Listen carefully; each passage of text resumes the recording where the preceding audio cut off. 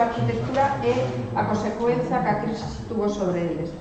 Edificios inacabados, baleiros ou abandonados, o deterioro do espacio público e do noso patrimonio.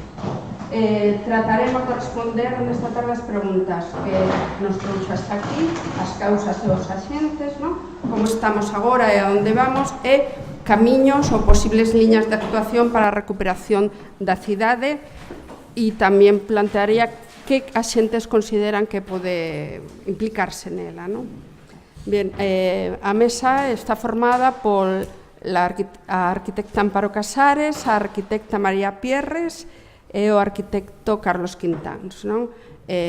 Chamome Xulia Álvarez, son arquitecta tamén, e vou ser a moderadora do debate.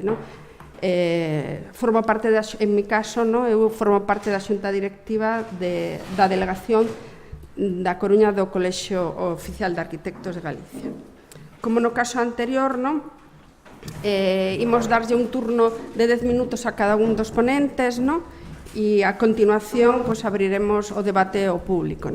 Imos empezar por Amparo Casares, que, como xa o dixen, é arquitecta e profesora e subdirectora da Escola de Arquitectura, na que, dende fai algúns cursos, é responsables dos traballos fin de grado e fin de máster, co que lo supón de contacto e coñecemento das novas xeracións de arquitectos e arquitectas.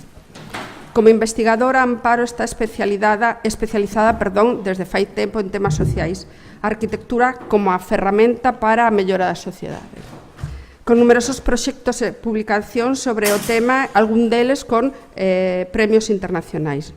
Este mismo tema, o compromiso da arquitectura que a sociedade trasladou no seu traballo como docente, introducindo nos traballos de fin de grado e máster temas sociais e intervencións de vivenda ou aloxamento para colectivos desfavorecidos ou pequenas intervencións urbanas como rexeneradoras do espacio público, sensibilizando desta maneira os novos profesionais sobre a parte social da arquitectura. Damoslle entón 10 minutos, para que fale do tema. Gracias, Xulia, e gracias tamén á organización de Coruña Baleira por contar con nós para isto. E tamén porque cando vin que a mesa na que iba a estar estaba montada por 3 arquitectas e un león de ouro, pois a verdade é que sentime francamente ben. Tamén polo que significa que esteamos 3 arquitectas aquí, como parte do significado.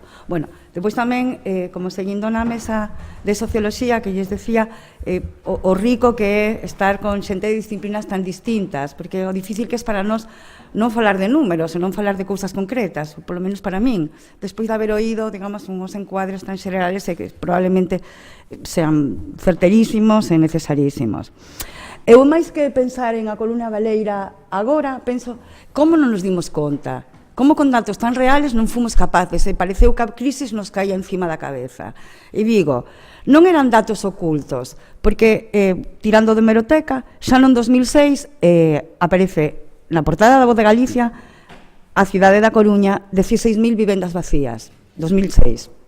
Había habido un debate no municipio e o equipo de goberno xa mantenía 16.000, porque o equipo que non estaba en goberno falaba de 24.000 vivendas vacías. E o pouco importancia que se lle deu o dato, probablemente porque tampouco se completou co seguinte: no 1997 había 2.000 vivendas vacías na Coruña.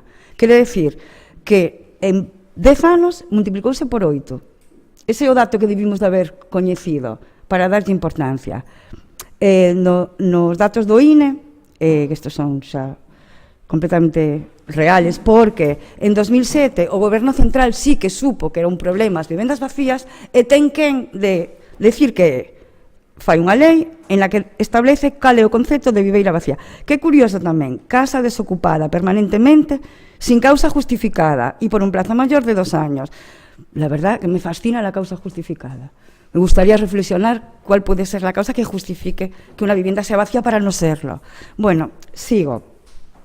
En los datos del INE siempre figura Galicia liderando esta fantástica número de tasa de viviendas vacías en España, siempre. Como dato también, por decirlo, es Orense, la primera provincia que tiene las máximas tasas de viviendas vacías en España, y después Lugo. Eso, bueno, que lo sepáis. En 2009, otra vez desprecio de estos datos. Nos plantamos con, de nuevo, primera página de la voz de Galicia, la ciudad de las 20.000 viviendas vacías. Ese es como empieza. Y justifica el plan Busquets. Busquets, en su Plan General de Ordenación Urbana, prevé que harán falta 33.900 nuevas viviendas. Le preguntan, ¿es real? O sea, ¿cómo se puede adecuar lo que usted proyecta a las realidades de la ciudad? Contesta Juan Busquets, no tiene importancia. El parque de viviendas vacías es un tema que tenemos en todas las ciudades. Los mecanismos de mercado generan que siempre exista en las ciudades una cantidad disponible. Me pregunto si que el problema sea sistémico significa que no existe. Bueno, datos, ¿por qué? Bueno, son datos económicos que no me... que por supuesto que estoy muy alejada de poder explicar. Hablamos de los años, ¿no?, entre 1997 y 2007, coincide con un momento español muy claro, 1999-2006, que todos recordamos por España va bien, España va bien, España va bien, España va bien. Sistema de producción basado en empleo precario, baja productividad, baja especialización, automáticamente pensamos todos en construcción y turismo, que serán alimentadores de la burbuja inmobiliaria. Por otro lado, aumenta el beneficio porque también se congelan los sueldos. Momento en el que el Banco Central Europeo eleva los tipos de interés y se da otra pirueta. Somos capaces de producir un 20% más de viviendas de las que realmente necesitamos, en cambio no somos capaces de alojar a las personas que necesitan estar en ellas. O sea, inexplicable. Entonces, por cambiar ahora siempre algo positivo, ¿qué pasa en otros sitios? ¿Por qué? ¿Por qué no ocurre esto, por ejemplo, en Holanda? Holanda es un país fuertemente afectado por la crisis económica, tanto como España. Sin embargo, tarda 10 años en tener asomo de crisis inmobiliaria. La tiene en este momento. Quizá, por lo que acabamos de abrir aquí, bueno, relacionado con procesos de presión sobre el centro, por ejemplo, en Ámsterdam, quizá gentrificación, lo desconozco. Sin embargo, ya hay una respuesta. La respuesta es aumento. También es verdad que es presión real. O sea, se necesitan viviendas, luego por eso aumenta el precio de la vivienda. Hay crecimiento demográfico también, que es otra realidad. ¿Qué hacen? Aumentan la disponibilidad de viviendas en el mercado, aumentando, además, lo débil, viviendas para jóvenes y viviendas de protección oficial. Aparte de elevar muchísimo los impuestos para la compra de viviendas en Holanda de extranjeros, viviendas de lujo. Bueno, espero que la crisis inmobiliaria no afecte a este país. También tiene que ver con su historia, que la verdad es que impacta. En 1901, Holanda establece una ley estatal de vivienda. En 18 años generan el Instituto Holandés de la Vivienda y Planificación, que ata la vivienda con el suelo y con la planificación de todo el suelo, que pronto se llamará Consejo Urbano, preocupado por la ciudad. En 1921 se crea el primer comité que estudiará el esquema para el Gran Ámsterdam. Gran Ámsterdam que tiene plan a partir de 1935. Bueno, lo primero, no se trata la vivienda como un bien de especulación, evidentemente, sino como un bien de uso. ¿Qué pasa con el plan? Es un plan finito. En 1935 trabajan sobre la friolera de 65 años y establecen el tamaño de Ámsterdam para el año 2000. Dicen que, bueno, aventuran 960.000 habitantes en el año 2000, que es lo que tuvo Ámsterdam en ese momento, si bien plantean fases revisables según datos reales de cómo se está comportando la ciudad en función de cómo ha sido planificada para que vaya creciendo. Infraestructuras progresivas, integración de barrios, de viviendas, de clases sociales en los barrios, dotaciones públicas, zonas verdes, todo basado en transporte público y bicicleta, y bueno, y básicamente vivienda como bien de uso no especulativo. En este momento siguen trabajando con la ampliación del plan del 2000. En el 2015 tienen un plan que todavía está vigente, si bien fue planteado en 1935. Otro ejemplo feliz sería Copenhague. Sin embargo, bueno, ya ha salido aquí en la mesa anterior y no lo pongo de ejemplo porque está basado en un modelo de vivienda de cooperativa en cesión de uso. Y en un país de propietarios, pues creo que es muy difícil pensar que ese pueda ser nuestro horizonte. Yo pienso que el holandés sí, somos capaces de empezar a planificar con seriedad a partir de ahora, generosos, ¿no?, pensando en el futuro. Papel de la universidad, papel de la UDC. Un poco al hilo de lo que cuenta Julia de mi responsabilidad en el centro y ligado sobre todo a temas de fin de carrera, la verdad es que nos pilló la crisis, eso, sin enterarnos, sin que aquello tuviese mucho viso de cambiar ni de enfrentarlo, y seguía habiendo producción de viviendas y seguía habiendo producción de grandes edificios públicos. Bueno, realmente, como se atisbaban así, pues en el 2009, por ejemplo, si hablamos del principio de crisis, aparece un proyecto fin de carrera de cooperación para la comunidad María del Mar, de los Sin Tierra en Champerico, Guatemala, de la mano de ASF. En el 2014, pero es hace nada, se apoya al colectivo Proyecto Cárcere, que felizmente se recuperó ese espacio para el uso de la ciudad. Aparece pues, un centro de acogida para víctimas de violencia de género, pero van siendo como temas un poco casi... Sin embargo, este año puedo decir así como orgullosa de la escuela que hay 6 temas de proyecto fin de carrera, de los cuales yo creo que 4 están vinculadísimos a temas muy importantes de responsabilidad social, que es un condominio urbano, unidades residenciales para personas solas en Coruña, una escuela primaria en la comunidad del Manchón, otra vez en Guatemala, otra vez vinculado a SF, un cohousing para personas mayores en San Pedro de Nos y la rehabilitación del entorno de la Colegiata de Santa María la Real del Sar para Centro de Integración de Refugiados y Desplazados en Santiago de Compostela. Por otra parte, cuando se redactó, ya me cogió en dirección, el nuevo plan de grado en estudios de arquitectura del 2015, conseguimos una asignatura transversal que es Hábitat Básico, que es optativa, pero a mí me parece que ya ha sido un gran logro. Y para terminar, ahora toca una de cal, una de arena. Claro, es fascinante que en estas jornadas los profesores de la Escuela de Arquitectura, yo creo que mayoritariamente, nos hayamos enterado de la futura existencia del edificio Fontán para nuestra universidad.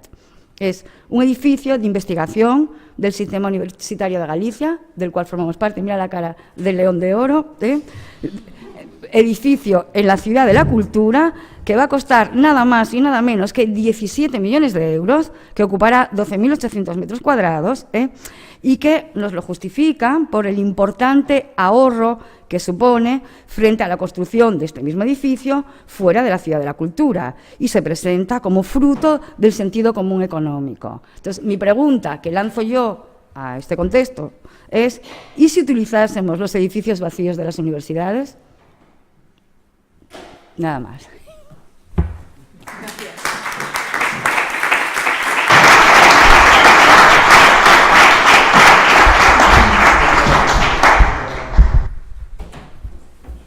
Moitas gracias. Agora vai intervir María Pierres, tamén arquitecta, como xa o dixen, pero que neste caso, dentro da súa traxectoria profesional, imos facer referencia ao seu compromiso coa sociedade.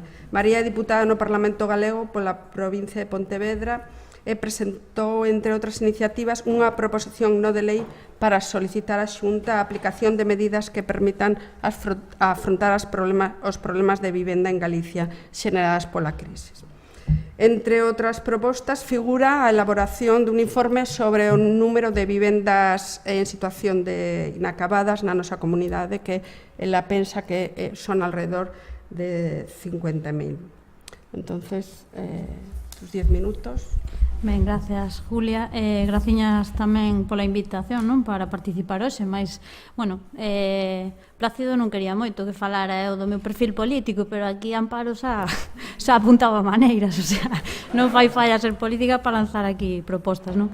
Eu quería empezar pola palabra política, precisamente, porque parece que é unha palabra tabú. Entón, eu entendendo a política como unha orientación, non unha maneira de actuar dunha persoa nun asunto determinado, eu penso que todos somos seres políticos, e o primeiro co que vou empezar e co que tratarei de terminar, se non me cortan antes, que seguro que sí, é coa palabra implicación. Implicación neste sentido, empezando pola Escola de Arquitectura. Ademais, como arquitecta, como así o vivín, é verdade que vivín unha etapa na que, a implicación do alumnado basicamente era de proxectar casas máis ou menos bonitas e ingeniosas, edificacións efectivamente funcionais, etc., pero implicación coa sociedade, iso era como unha ciencia totalmente marciana, non? O sea, non nos preocupaba moito, sinceramente.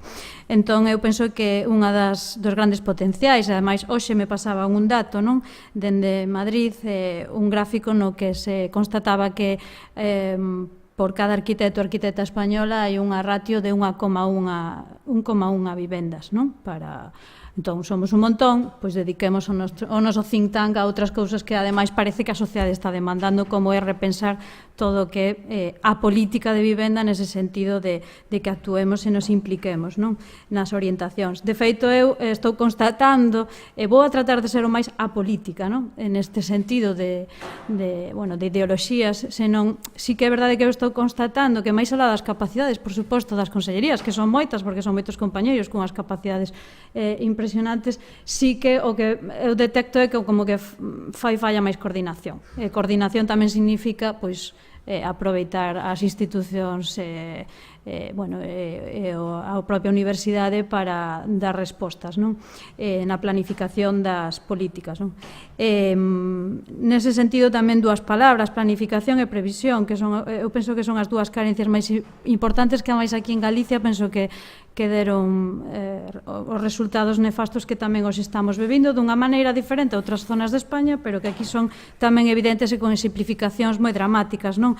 A planificación, as cidades galegas podían ter algunhas, pois unha planificación máis ou menos aceitada e máis ou menos con previsións non futuras de desenrolo, pero si é verdade que despois tamén se produciu unha cousa que penso que é moi importante, máis a día de hoxe tamén se ten moi en conta nas políticas de vivenda, que é a cohesión social.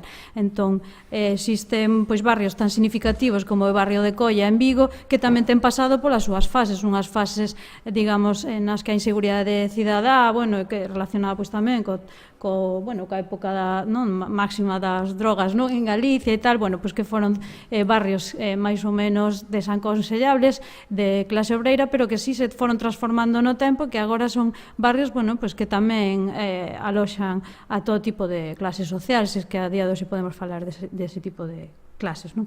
Pero é verdade que hai outros barrios, a mellor máis antigos e máis novos, nos que sí que parece como que se está xentrificando nese sentido de depósito, non? Da poboación que se está trasladando de outras áreas e localizando nestas outras novas áreas que van crecendo e que se van consolidando, non? Por exemplo, no caso de Pontevedra, na cidade que eu vivo, que o barrio de Monteporreiro, por exemplo, que si sigue tendo un pouco esa connotación negativa de ser un barrio prácticamente de vivenda social en que non sigue sin conseguir conectarse e nutrirse da cidade de Pontevedra dunha forma moito máis fluida, non? Por outro lado, estamos falando do uso perverso do urbanismo tamén, da planificación e das políticas locais, con exemplos tan sangrantes como pode ser o caso de Barreiros, non? En Lugo e da vila de Sanxenxo en Pontevedra, non? Que é como o antiexemplo nese sentido do que foi un crecemento desmesurado e con moi pouca planificación, non?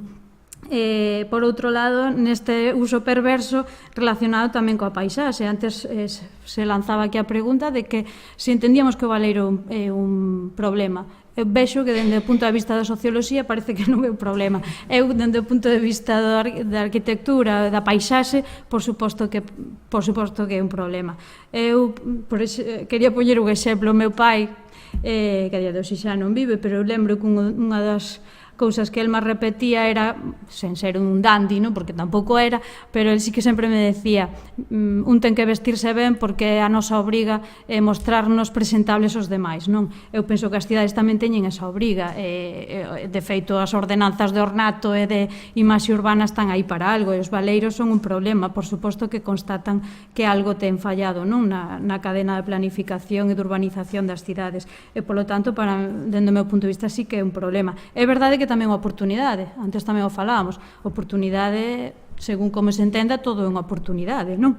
E no tempo, efectivamente, será unha oportunidade. A pregunta, eu penso que para quen é unha oportunidade? Para a cidade ou para uns poucos ou para todos? Eso, eu penso que é outra reflexión, non? Dende o punto de vista histórico, en Galicia, que se ten feito dende as políticas, eu sí que me gustaba nomear primeiro a Lei de Paisaxe, que efectivamente, dúas leis, a Lei de Paisaxe que surde no ano 2008, xustamente un ano simbólico porque é no 2007 cando isto estoupa, non? Esa se pode falar de burbulla inmobiliaria na súa peor cara, non? por un lado esa lei de paisaxe, pero que non ten regulamento e non se articula ata o ano 2016, polo tanto, un desleixo bastante importante todos estes anos para realmente darlle contidos, e por outro lado a lei de vivenda, tamén que xurde no 2008, cunha conciencia máis que na súa parte de preámbulo tamén aparece expresamente a referencia ao boom inmobiliario, se recoñece na lei a existencia deste boom, e a dificultade precisamente recoñecendo a propia Administración Autonómica que hai un problema de acceso á vivenda e que hai que darlle resposta. É verdade que nesa primeira lei unha das cousas que se trata de anclar e de fixar é que as vivendas sociais que se garantan durante 30 anos, non? Esa condición, pero sin embargo 4 anos máis tarde, no 2012, ven outra lei xa con outro goberno, e neste caso se desbloquea eses 30 anos e xa se poden incluso rebaixar a 15 anos. O que é unha das claves tamén que explican que do 10% de vivenda pública que se fixo, ahora non quero meter a pata, pero o 10% no período de 1997-2007, que foi, digamos, ese período no que sí se apostou por vivenda pública, neste momento, pois, se deixa de facer, se desprotexen, pasan ao sector privado, e isto é o que fixo que a día de hoxe se fale dun 2% de vivenda de carácter social. Un 2% que en algúns casos xa se está rebaixando un 1,5 e que cada día vai a menos, porque de feito eu hoxe veño dun caso que está acontecendo aquí mesmo en Cambre, pois dunha serie de familias e de persoas, porque son vivendas moi pequeniñas que están sendo desafiuzadas por impagos de alugueiro, porque eran vivendas sociais, e as SOCIMI están entrando como un modo de capturar ese mercado e de especular con elas, non? Entón, pois todas esas persoas están indo precisamente a ser novos demandantes de vivendas sociais. Polo tanto, cada día hai menos e cada día, ademais, hai máis demandantes. Eu, unha das cuestións que estou levando con especial mimo e control é precisamente o rexistro de demandantes de vivenda social en Galicia. Podo decirvos que está crecendo nos últimos meses.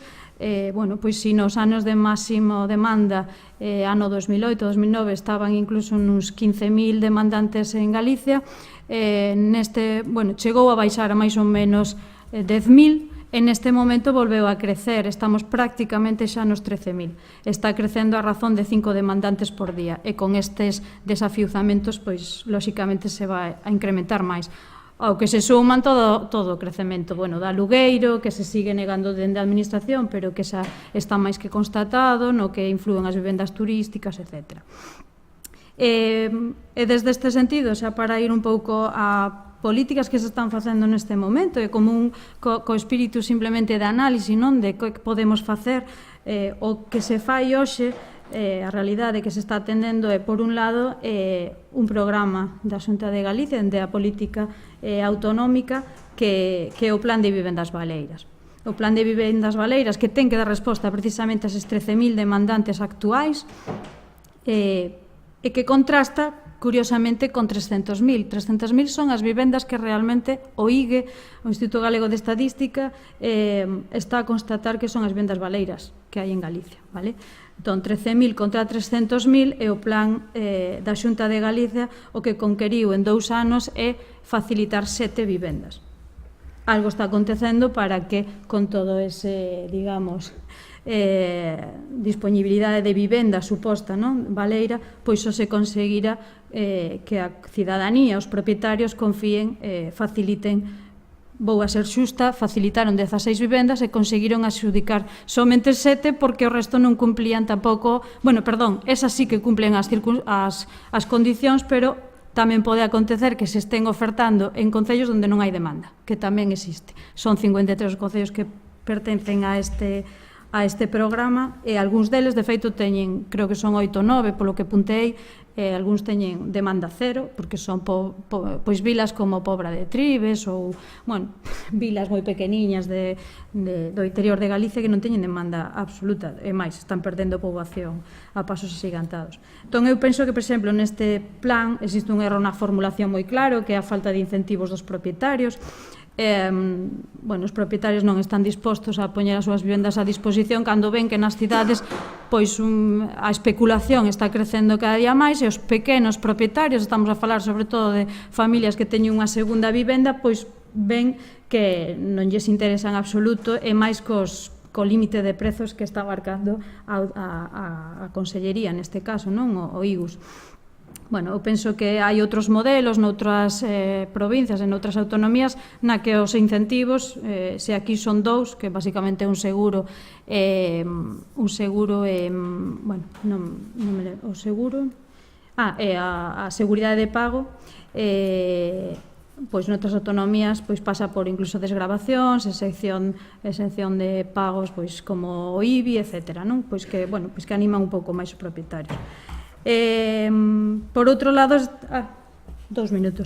Por outro lado, existe axudas á rehabilitación, que tamén penso que neste sentido é importante, sobre todo tamén, incluso nas edificacións de protección privada, de protección pública, pero que aínda así non acaban de funcionar dende o punto de vista de que son sempre subvencións que se dan a posteriori da inversión e polo tanto só recaen naquelas persoas que sí ou sí xa iban a rehabilitar, pero non naquelas que que realmente precisan os cartos e que deberían ter, digamos, o incentivo económico dende o principio para realmente afrontar as obras, co cual, pois son cartos que se están favorecendo a renovación do parque, pero só para as persoas realmente máis solventes, non o que se pretendía precisamente coas axudas.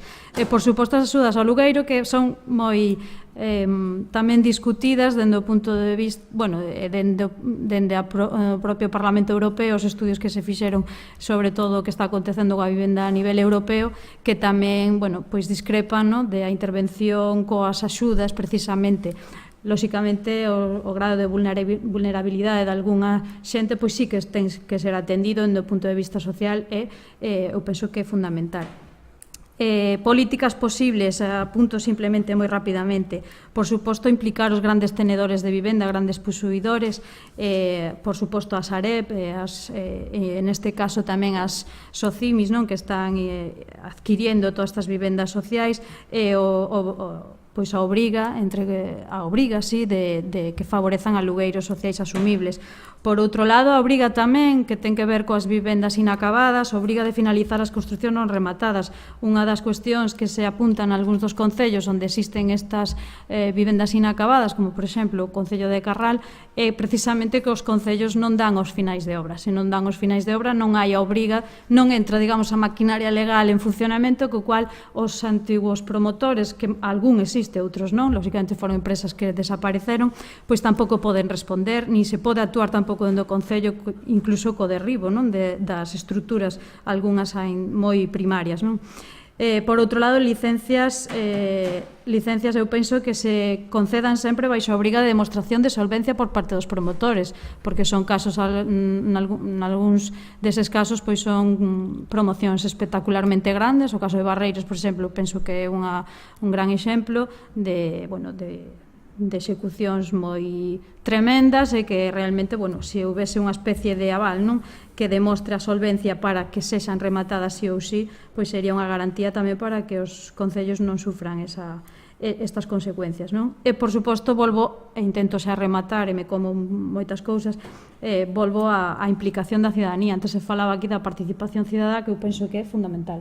Non penso que exista ninguna política de vivenda que deixe o marxe á cidadanía e que poida resultar exitosa, En todo caso, penso que todas as solucións teñen que ir da man, que efectivamente ten que ser un traballo moi transversal, que non existe unha única solución, eso sería un erro tremendo, e que eu penso que sí que temos que tirar moito do think tank este que temos na escola, nas escolas de socioloxía e dos grandes profesionais que hai en Galicia, pero para que realmente volquen os seus esforzos precisamente en traballos e reflexións como a que MT Coruña está un pouco ofrecéndonos hoxe aquí. E pola miña banda, polo momento.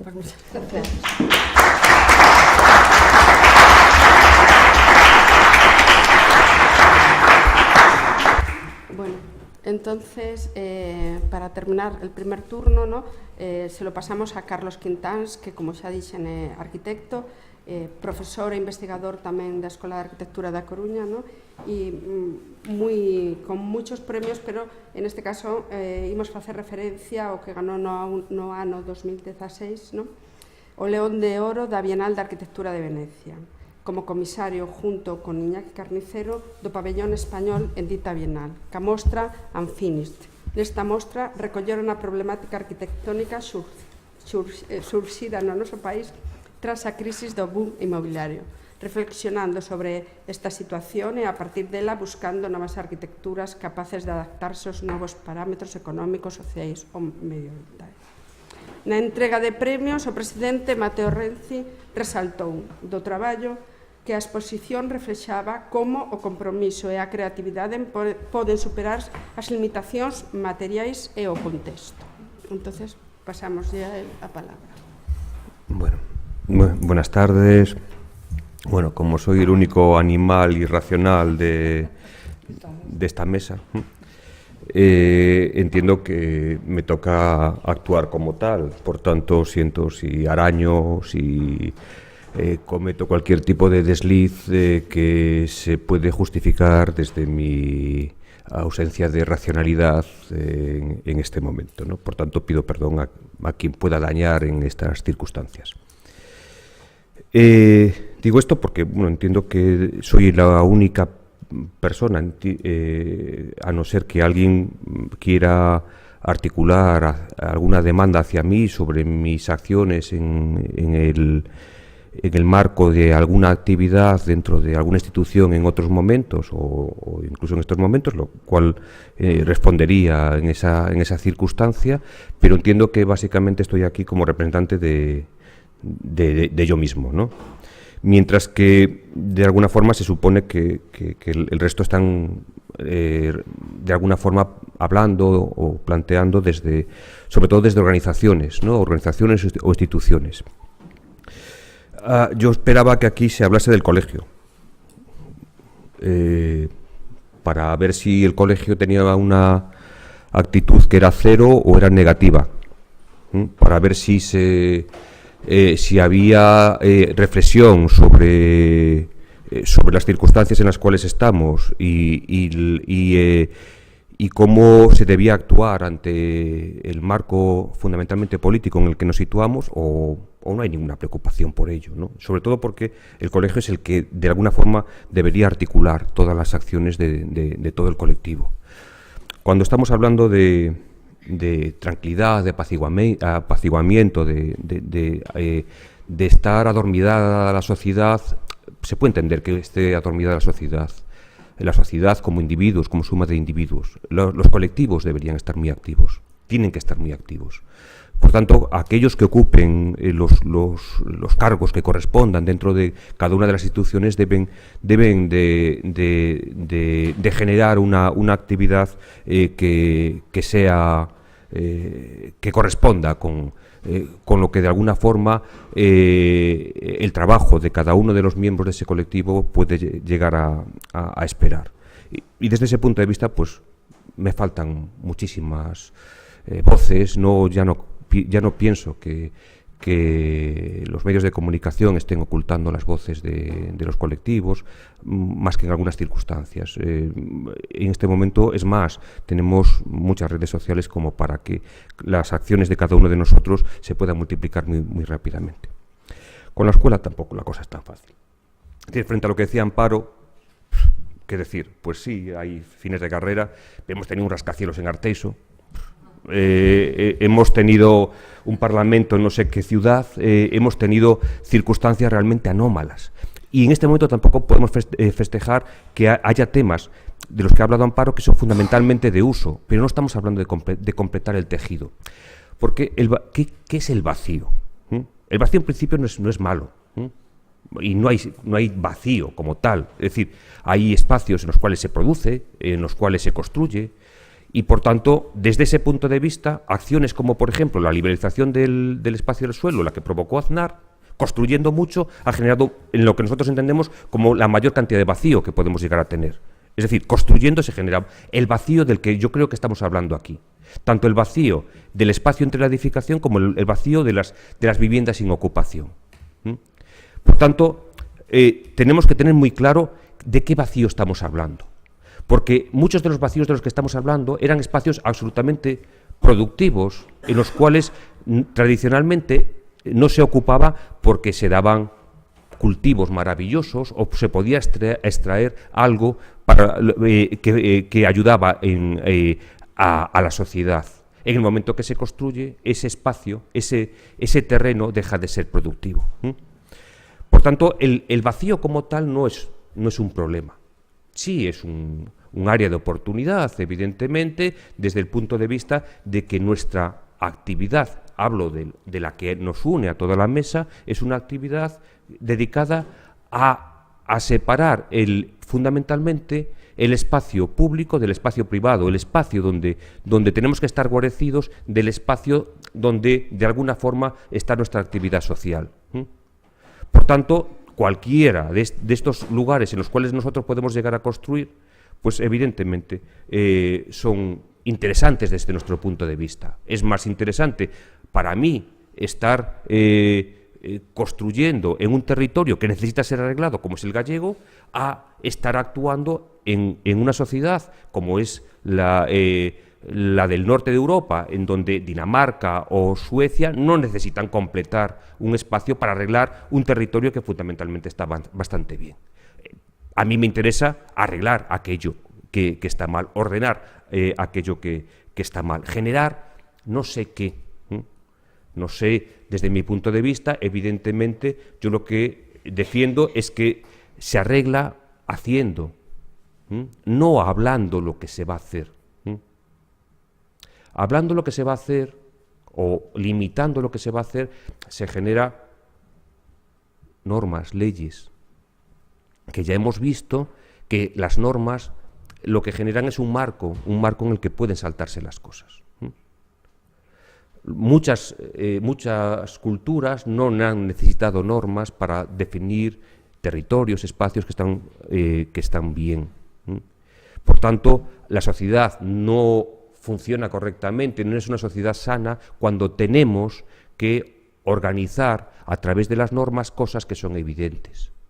No es una sociedad sana aquella que, por ejemplo, tuviese que limitar cosas que son habituales, saludar por las mañanas, tener buena educación, dejar pasar a alguien.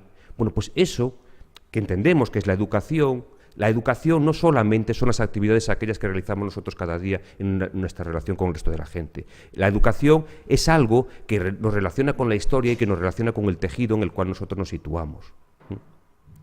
Y articula cosas muy importantes que normalmente ciertas sociedades sanas recuerdan y ciertas sociedades insanas, como la nuestra, olvidan. ¿Por qué? Pues porque hemos tenido un pasado, pues posiblemente doloroso, y porque en este momento creemos que la única escapatoria a ese pasado doloroso es una acción individual en la cual nosotros podemos generar el marco fundamentalmente económico, que es del cual creo que hay que hablar, porque toda la actividad de la que estamos hablando aquí es una actividad económica. Estábamos hablando de lo que hasta hace poco tiempo era el motor, decían, económico de este país. Por tanto, frente a esos problemas, lo que se ha generado es una necesidad de tener propiedad. Ese es el gran problema, ¿no? Por tanto, nosotros lo que tenemos que ver es qué es lo que hacemos con esas áreas de oportunidad.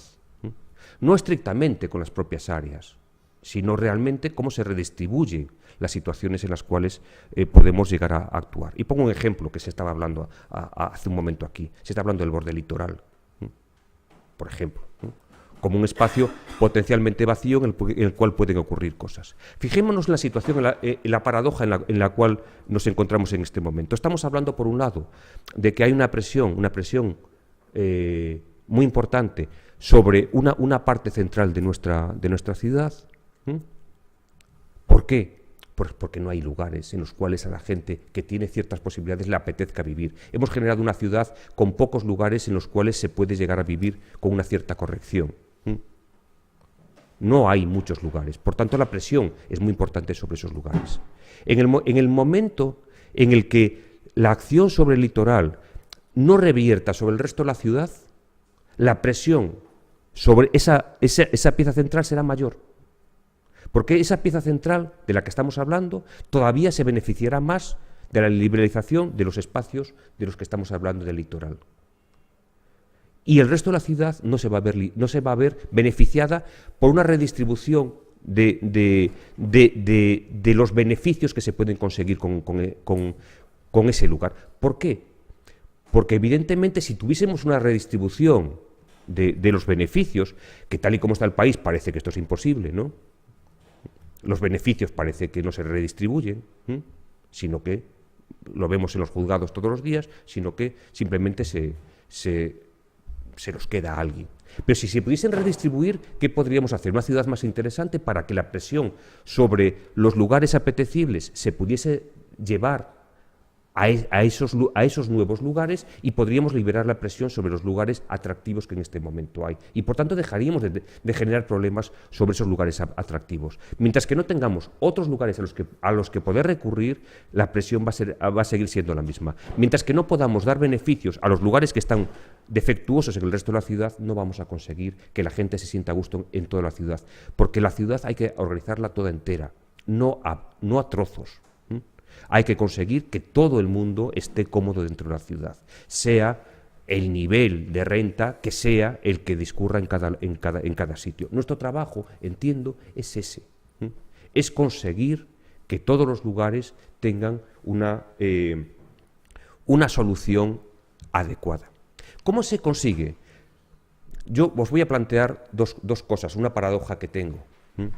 Creo que esto no se consigue posiblemente desde la legalidad y sin embargo os diré que hay que hacerlo desde la legalidad. No hay, el primer planteamiento no es un artículo mío, es un artículo de Carolina Mateo Cecilia que dice la ilegalidad como forma legítima de resistencia, del idealismo al pragmatismo en arquitectura de resistencia del siglo XXI. Y os leo un fragmento sobre todo porque me afecta. Dice, en 2008... Didier Fiuza Faustino sorprendió en la 11ª Bienal de Arquitectura de Venecia con un manifiesto provocador en el que cuestionaba el territorio legítimo de la arquitectura, afirmando la ilegalidad como el único territorio liberado dentro de la metrópolis. Llegando con territorios ilegales, Faustino propuso una manera de transformar la arquitectura basada en la exploración de los límites formales y mentales de su campo de práctica. Posteriormente, en 2016, la inclusión del pabellón de España en Finis en la Bienal de Venecia, comisariado por Alejandro Aravena, esta Bienal, fue visto como un enfoque necesario. ¿Qué había pasado entre ambas intervenciones? Nosotros estábamos hablando de ilegalidad, de alguna forma, en esa Bienal. Por tanto, entiendo que arreglar un territorio que está absolutamente construido, como es el que sucede en Europa, no se va a recurrir desde una norma que es generalista, se tiene que recurrir desde lo particular. Lo particular no se puede legalizar, no se puede normativizar. Lo particular hay que solucionarlo y posiblemente hay que solucionarlo a través de ejemplos. ¿Por qué aquí no se sabe cómo se deben hacer las cosas? Porque no hay ejemplos positivos. Hay muy pocos ejemplos positivos.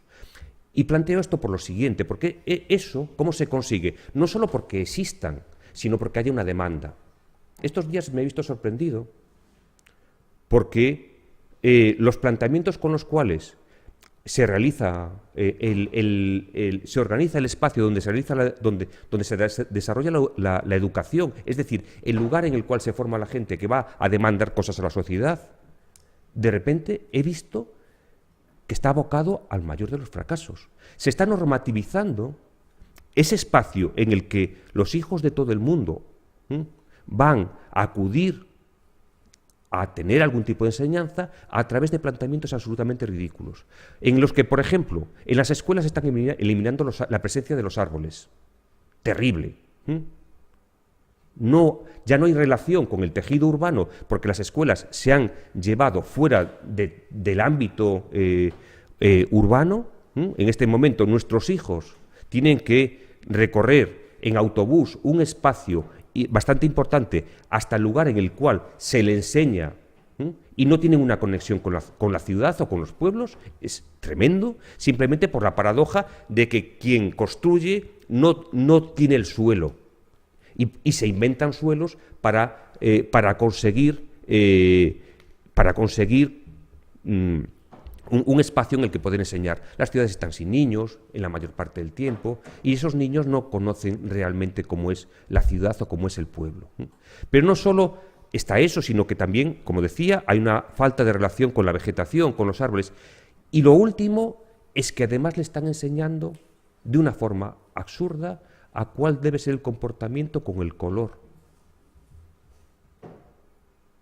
Les dicen cómo deben ser los colores en sus aulas, cómo debe ser la miseria del asiento en el que se sientan, la ridiculez de la mesa, todo con una falta de dignidad que aboca a que las personas que en este momento se están educando tengan un comportamiento en el futuro que venga diagnosticado a través de lo que ocurre en su enseñanza. Nadie dice nada sobre esto.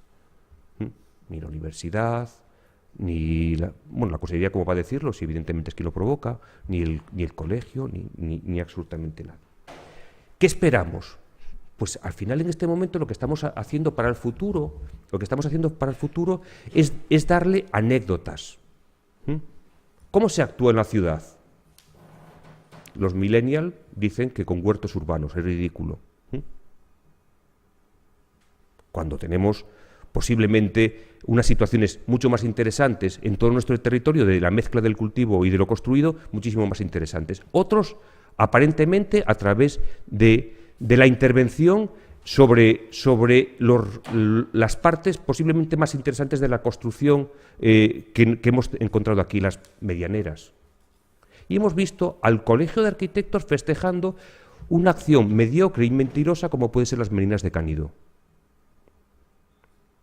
que no ha conseguido regenerar un tejido, porque los tejidos se regeneran a través fundamentalmente de lo construido, no de algo anecdótico que se coloca en un lienzo y que dura un poco tiempo y que es la manifestación de una acción privada, supuestamente artística, dicen algunos, sobre un lienzo que jamás debería tener algún tipo de acción que no fuese la de acabar de completarlo. Por tanto, ¿qué es lo que hay que hacer? Tendremos que hablarlo. Si nadie quiere hablarlo, pues no hay ningún tipo de problema. Pues seguiremos a través de las anécdotas. ¿Ocurrirá alguna otra situación? Ha habido las soluciones de cualquier cosa se puede construir con un palet, podemos ocupar cualquier cosa. ¿Qué es lo siguiente? No lo sé, pero nadie se está planteando que hemos heredado una sociedad, una estructura que está construida a lo largo de los siglos y que debemos dar respuesta no con lo momentáneo, no con la miseria de lo momentáneo, porque estamos viviendo en la miseria en este momento, sino con unas expectativas de futuro para poder ordenar todo de cara al futuro.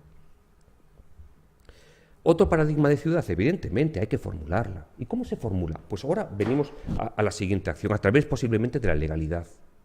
¿Por qué hay vacíos urbanos? Porque no se penalizan. ¿Por qué hay viviendas vacías? Porque no se penalizan. En el momento que se penalicen, dejará de existir vacíos urbanos.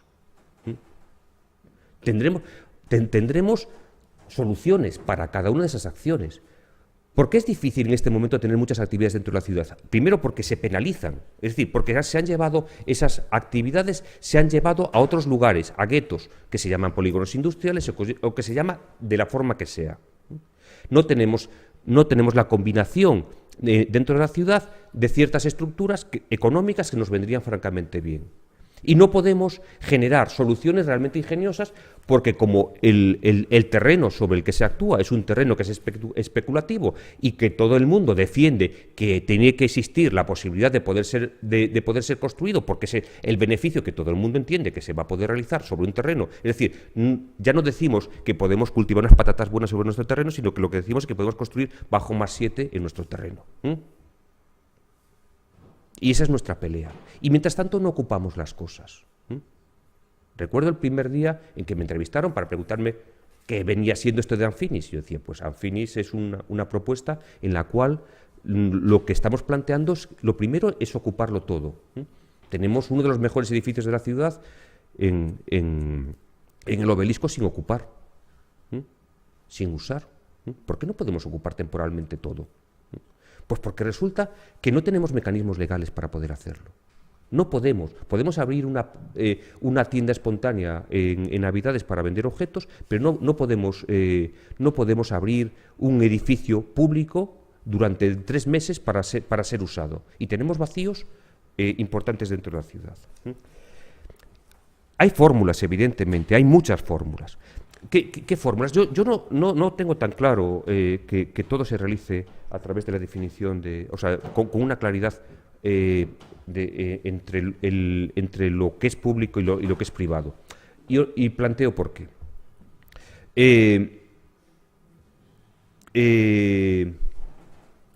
Y os cuento, de alguna forma, yo lo que pensaba era que lo que veníamos aquí a contar, de alguna forma, era lo que hemos hecho cada uno. Yo, como soy yo solo, yo puedo explicarlo.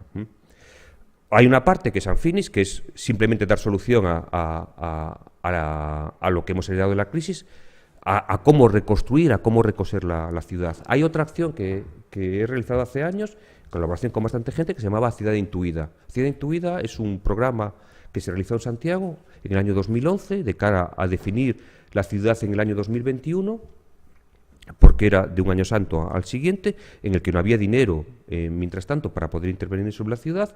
¿Y sobre qué se intervenía? Sobre lo público, la definición del espacio público, que era donde donde se podía actuar desde la administración. Se realizó una propuesta, se presentó a todos los partidos políticos y se repartieron periódicos a toda la ciudadanía y, bueno, pues hubo una serie de acciones.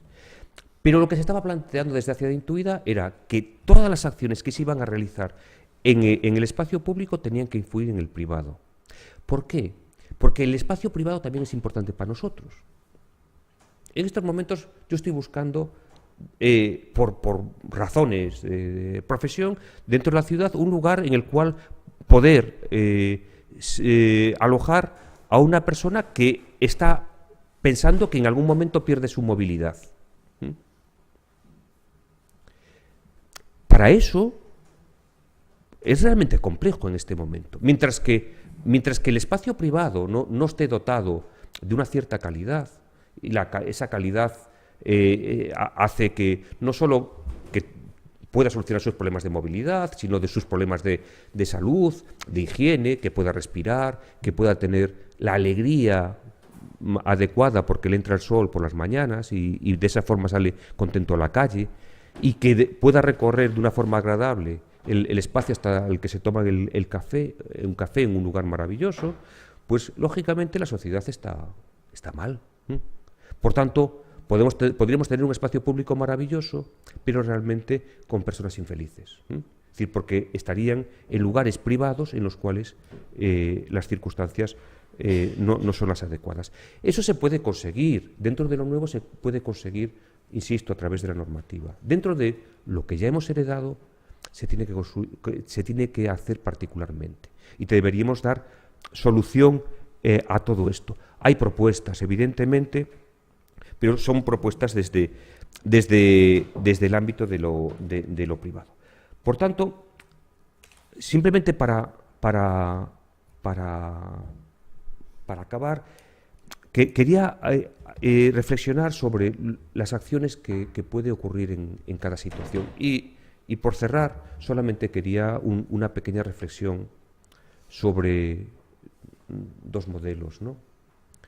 Un modelo de lo público, porque de lo privado entiendo que solamente lo podemos solucionar, como decía, a través de la penalización para conseguir que se construya y de esa forma también que baje el precio. Es decir, en este momento el precio de la vivienda es caro porque la competencia es una competencia también escasa, parece ser. Una reflexión sobre lo público, dos modelos. Un modelo centralizado del espacio público, que es Central Park, ¿no? Y un modelo descentralizado que lo podemos encontrar en otros lugares, posiblemente dentro de Europa, en los cuales el acceso a espacios públicos de calidad es para más gente. Debemos reflexionar sobre qué situaciones son las que queremos conseguir y actuar adecuadamente y actuar con energía. Yo ya no creo en este momento en las acciones colectivas, creo en las acciones individuales. Y desde esas acciones individuales, simplemente cada uno responde, porque tenemos mecanismos para poder divulgar y difundir nuestras acciones individuales.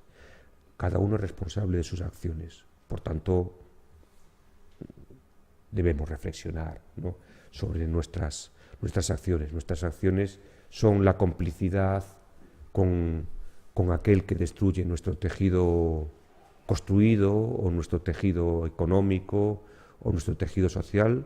Esa complicidad puede ser terrible porque nos relacionamos en muchas ocasiones con quien de alguna forma actúa de forma inadecuada. Todas las acciones que podamos hacer de forma individualizada somos nosotros los responsables. Las que a mayores se pueden hacer de forma colectiva, evidentemente tienen mayor repercusión. Pero analicemos primero aquellas que son con carácter individualizado. Siento si he arañado a alguien, pero me parecía que me correspondía de alguna forma esa misión hasta que pase a ser un felino más doméstico.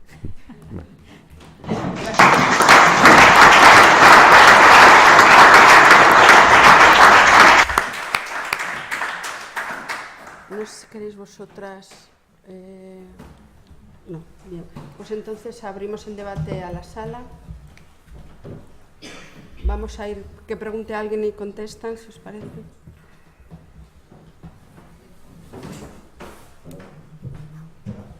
Yo tengo una pregunta sobre el título del evento, que es Coruña Baleira. Podemos ver muy bien esos 2000 casas vacías, pero me gustaría si alguien de ustedes me podría decir un poquito más sobre la demanda. Usted dijo que el vacío no es lo malo, y estoy de acuerdo en una manera. Para mí me gustaría saber más de la gente que requiere una casa, si ustedes tres saben más de esa gente, porque yo personalmente con la casa vacía no tengo tanto problema que con la situación que a lo peor hay familias que tienen necesidad. No sé si ustedes nos podrían ayudar a entender esa situación un poquito más, la demanda. No, los tres, no sé. Sí. Yo no sé si María es la persona que más debe hablar sobre esto. Yo creo. Estoy buscando el dato. Lo tengo en 5 segundos. No, simplemente vamos a ver, yo creo que hay dos tipos de demanda, ¿no? Hay una demanda de vivienda necesaria, que eso tiene que venir a través de mecanismos políticos, ¿no? Bueno, redistribución social, evidentemente, no creo que haya otra acción. Mientras que no consigamos un nivel económico digno, mientras que no tengamos un salario mínimo decente, no vamos a ningún lado, ¿no? Y mientras no tengamos trabajo todo el mundo, la situación es la que es. Y esa es una demanda, ¿eh? Y hay otra demanda que es la que se desarrolla dentro de la ciudad y la que genera una especulación que impide ocupar la ciudad por una clase social que antes la ocupaba. Y que hay una sobrepresión sobre esa zona. Y en medio pues está esos juegos perversos de no completar la ciudad, ¿no? Que yo creo que eso es un juego perverso. Pero bueno, yo creo que María es la que puede dar más datos sobre eso. Sí, respecto a La Coruña ciudad, el dato que a día de hoy es actualizado, a día de hoy son 2.208 personas las demandantes de vivienda de carácter social, ¿vale? Tanto de promoción pública como de carácter privado. La realidad es que en este sentido también sí que se puede comentar que sí que varió bastante en el tiempo, es decir, así como hace 15-20 años pues la mayor parte accedía también a protección oficial como en propiedad, ahora mismo de esa cifra sobre 1.700 quieren acceder a alquiler, algunos con derecho a compra, pero la mayoría simplemente alquiler, ¿vale? Y en este sentido sí que es verdad que en España pues esto sí que ha girado, porque es verdad que la oferta de alquiler siempre fue muy pequeñita. Estamos hablando de unos índices de un 16-15%, cuando realmente lo que casi todo el mundo aspiraba era tenerla en propiedad. También es cierto, y yo creo que en Galicia esto también tiene que ver mucho con la tierra y con nuestro carácter de la finca y la posesión de propiedad, pues siempre fue entendido como una forma de inversión, ¿no? De cara a futuro, esa era la inversión mayor que podía tener una familia, tener tierras. Yo creo que aquí el que más y el que menos en el rural algo tiene de un abuelo, de un mi abuelo, ¿no? Pero es verdad que la vivienda se ha entendido como esto y ahora sí que esto está cambiando y en ese sentido pues estamos girando más a lo que es un poco el sentir más europeo, ¿no? Pero bueno, estas son las cifras, lo que os decía antes, cifras que están aumentando exponencialmente, pero exponencial, o sea, la gráfica va hacia arriba a una velocidad tremenda y sobre todo por esa influencia de la vivienda turística que sí que está afectando mucho y en especial a las zonas centro, que es un poco lo que comenta Carlos, que efectivamente ya no es que haya una demanda de vivienda social, que ya incluso, o sea, porque los demandantes de vivienda social, pues entre comillas, se van a adaptar a lo que se les ofrezca. Y cuando hablamos de 2.200 demandantes significa que es que no están recibiendo respuestas. Es decir, la respuesta que se puede dar en este momento desde la Administración Autonómica es francamente ridícula. Es que está llegando a un 1% anual. O sea, por eso está aumentando, porque no consigue dar soluciones a esa demanda. ¿Se puede simplificarlo con dos números? En la manera de decir, hay una demanda de tantos departamentos en ese momento y hay tantos departamentos vacíos. ¿Se puede simplificarlo en esa manera? Yo creo que hay los dos datos, yo creo que son 2.200 los demandantes y el otro dato era 35.231 las viviendas vacías. En Coruña, no provincia, en Coruña. Estos son datos del IGE. No, yo no. Demanda 2.200, vacías 35.000. No hay problema. Tengo que apuntar una cosa. Todos estos datos están en el IGE, pero no se sabe muy bien cómo llegan estos datos, ¿vale? Y esto es unas cosas que también se ha hablado en comisión parlamentaria y en pleno parlamentario, exigiendo que exista una estadística realista y es algo que además se reconoce, tanto desde la política estatal como desde la política autonómica, que no existe. Más o menos 15 veces más casas vacías que hay demanda. Sí. Ok, gracias.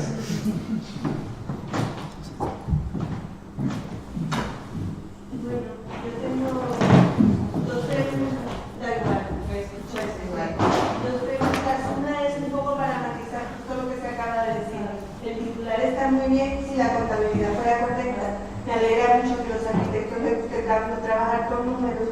Entonces me gustaría saber si saben a día de hoy exactamente cuando se contabiliza cuál es, por ejemplo, la diferencia entre viviendas, o sea, cuánta es la relación entre vivienda vacía y segunda vivienda.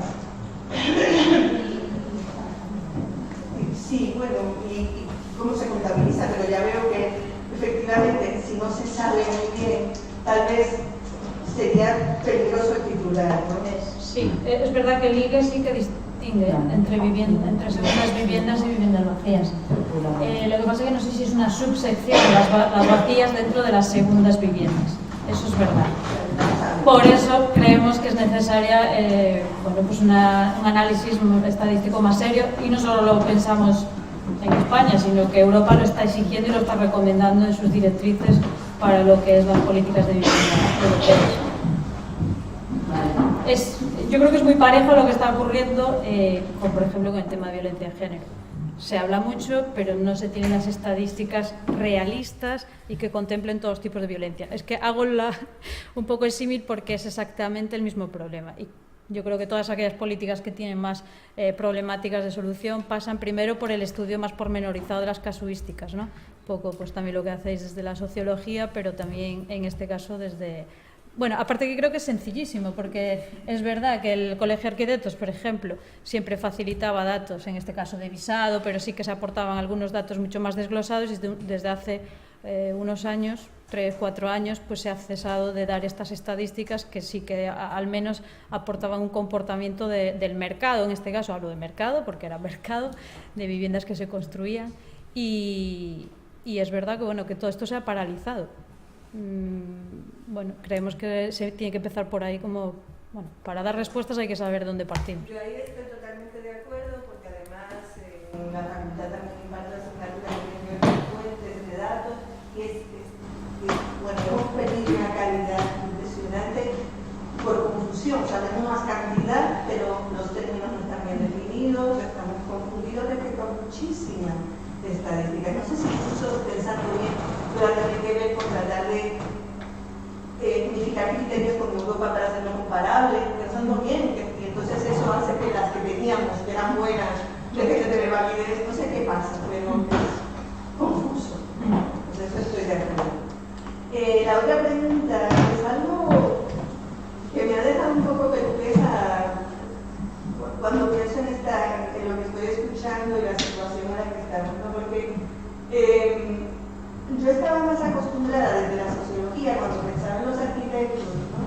Estaba como más acostumbrada a pensar en que teníamos la cultura de entender que los urbanistas, los arquitectos que se dedican más al urbanismo eran como más sociales, ¿no? De mayor orientación social, y pensábamos como que en contraposición al arquitecto que proyecta como grandes, importantes edificaciones de autor, que lo vemos como algo más de poder, ¿no? Como menos social. Esos son los tópicos que tenemos como desde la ciencia social, ¿no?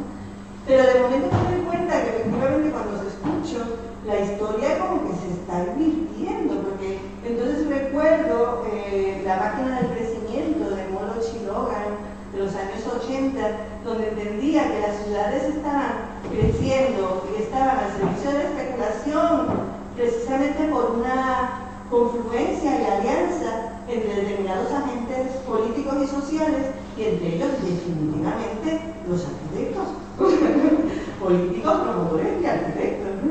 Dedicados al urbanismo. Entonces, de momento me veo y que efectivamente vosotros mismos estáis reconociendo, yo no sé si estáis dispuestos a reconocer corporativamente que gran parte de lo que ha pasado, de que vemos que no nos gusta, pues sois como profesión parte intrínseca de esa máquina, ¿no? ¿Entendéis lo que estoy diciendo? Que a lo mejor tiene que ver un poco con la crítica de por qué el colegio no se posiciona, por qué la escuela no se posiciona. Claro que no se posiciona, si siempre ha formado parte del sistema. Bueno, no sé si puedo responder yo o... Vamos a ver, es como si... vamos a ver, el cuchillo sirve para cortar el pan y para cometer un delito. ¿Vale? Entonces, depende. Es decir, depende de lo que puedas decir. Posiblemente uno de los achaques que yo pueda particularmente hacer al colegio es que no está claro cuál es el planteamiento de grupo que se puede hacer a través de la dirección. Es un tema que me da igual, no hablaremos, pero que yo pienso que hay una cierta unión con una estructura que lo que quiere es construir lo que sea, da igual lo que sea. Las cosas, a ver, vamos a ver, hablar de reconocimiento, a mí, dime lo que yo he hecho, ¿vale? El resto del colectivo, cada uno que se distribuya. Es como si yo digo que la mayor parte de los que están presos en este momento en las cárceles españolas por corrupción son abogados o economistas, ¿vale? Es decir, y la mayor parte de las leyes que son injustas en este país normalmente están hechas por estos dos colectivos. Y muchos de los problemas que tenemos en la educación están hechos por los pedagogos. ¿Vale?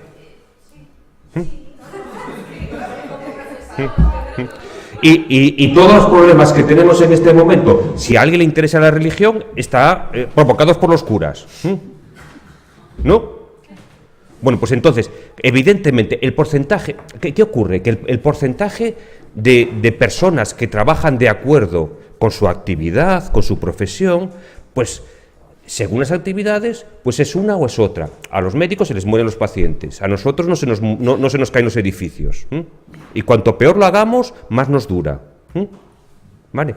Entonces, pues hablar con...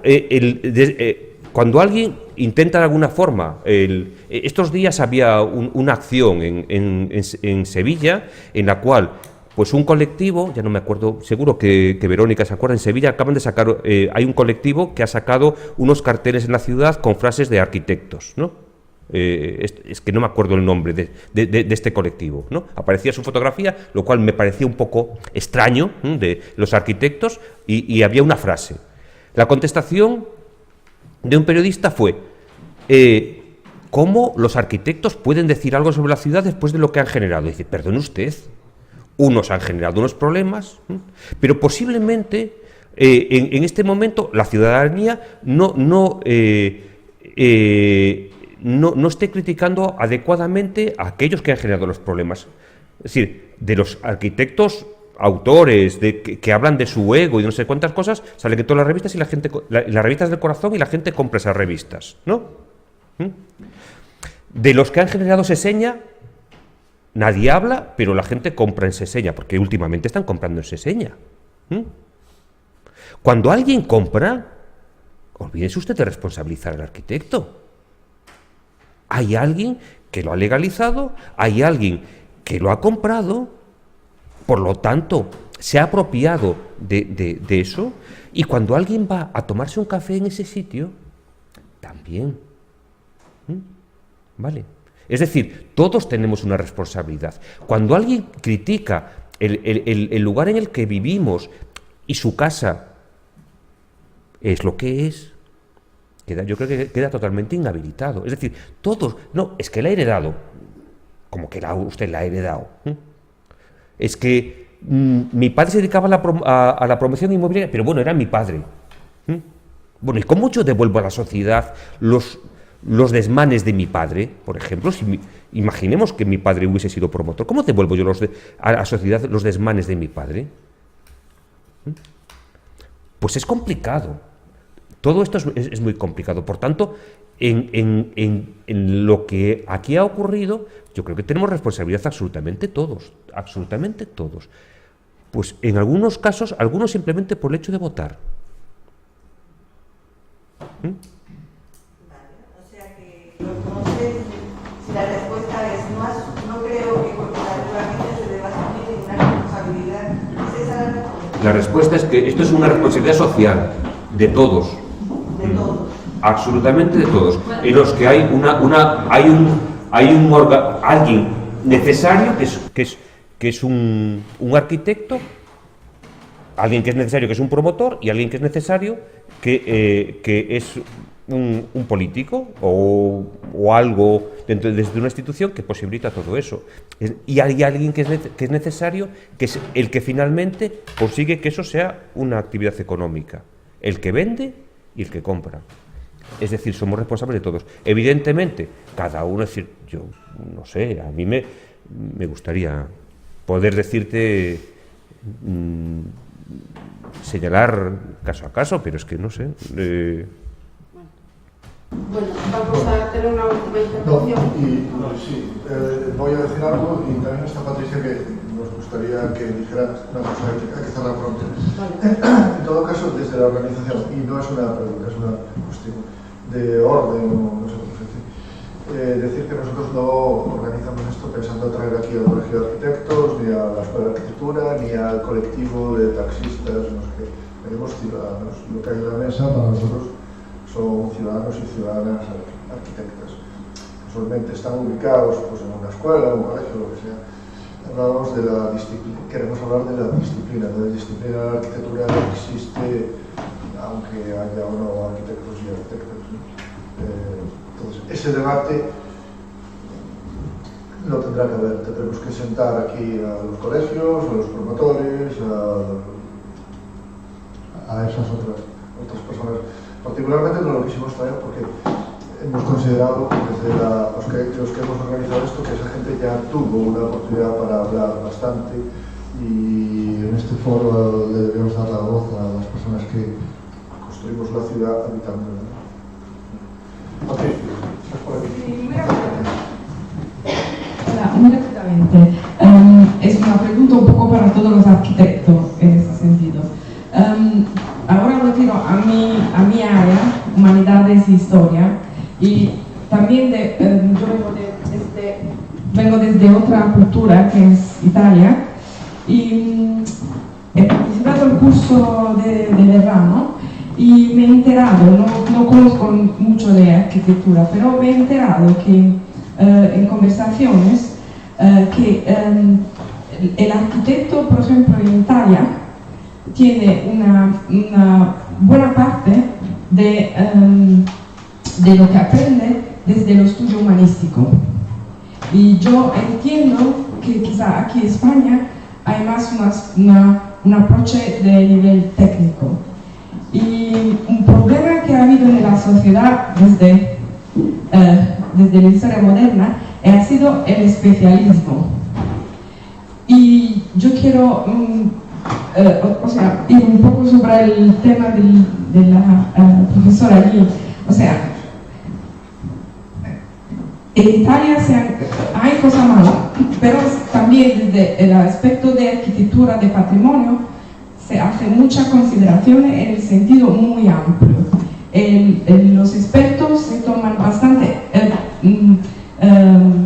responsabilidades en el sentido de construir de una manera que se encaja con la sociedad actual y con las necesidades.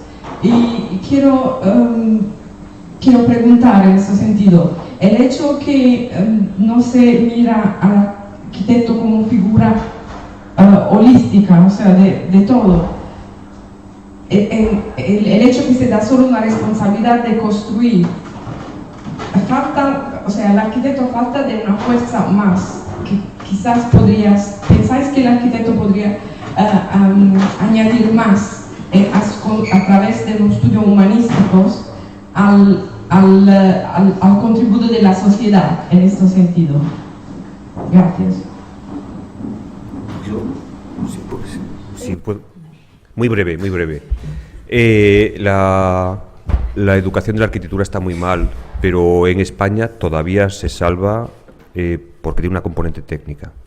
El problema no es de la educación, entiendo. Sí, el problema es de la sociedad que no quiere recibir aquello que el arquitecto pueda aportar. Yo entiendo que nosotros no es que no tengamos una formación humanística, la tenemos. Muy, muy importante. Lo que pasa es que somos los únicos que tenemos aparte una formación técnica muy importante, sin más.